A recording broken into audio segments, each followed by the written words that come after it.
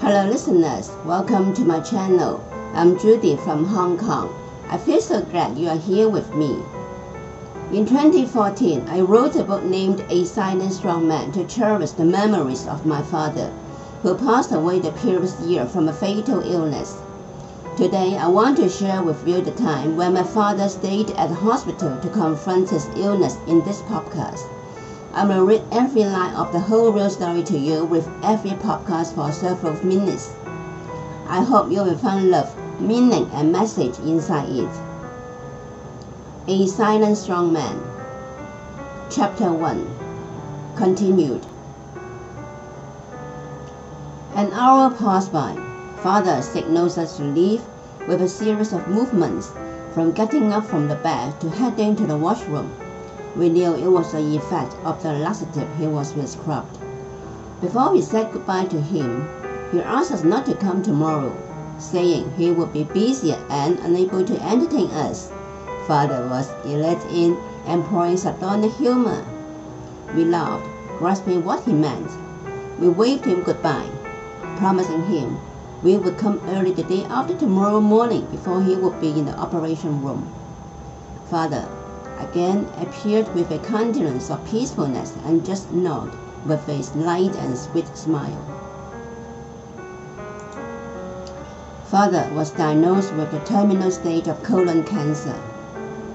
Unrivaled in its brutality, illness has inevitably played a significant role in our lives, making us unable to flee but ready to face with courage. The coming days would definitely be arduous and grim for Father. However arduous and grim those were, we promised each other that we would be by Father's side to fight the battle with him with gritty resolve until the end. As amazing as life can be, it is not always beer and Skittles.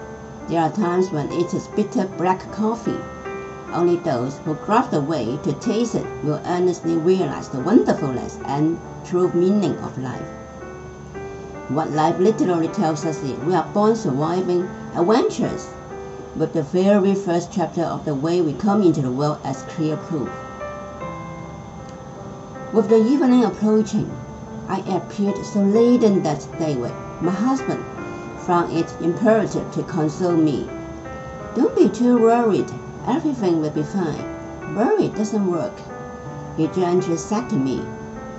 With that, everything went forward as usual. Dinner, television, and then going to sleep. Conceivably, I hardly slept one wink, spending the whole night asking all the gods I could name to bless Father. It seemed to be good for me when I lay totally awake the whole night, for I got up on time without fail. Although there was more than enough time for us to go to the hospital, all the same, I felt we had to rush, fearful that we would be late to miss the chance to see Father before he was in the operation room. Within 10 minutes, David and I rushed downstairs to find transportation. As soon as we got to Father, we saw him already fully prepared, sitting in a wheelchair and heading to the operation room. Father smiled, saying good morning to us. We greeted him with love, eager to touch him, but finding nowhere appropriate. He was already dressed, geared up for an operation with sanitary clothes and a cap on his head.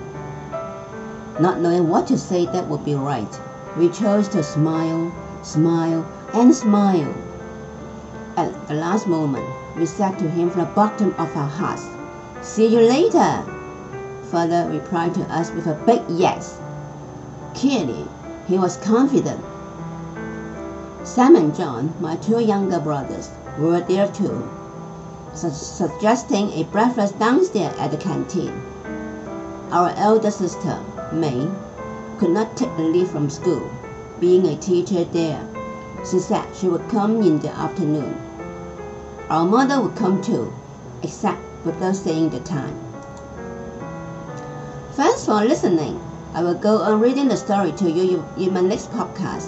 If you want to hear all the story with me, please subscribe to my channel and you will not miss any bit of it. See you in my next podcast and have a nice day.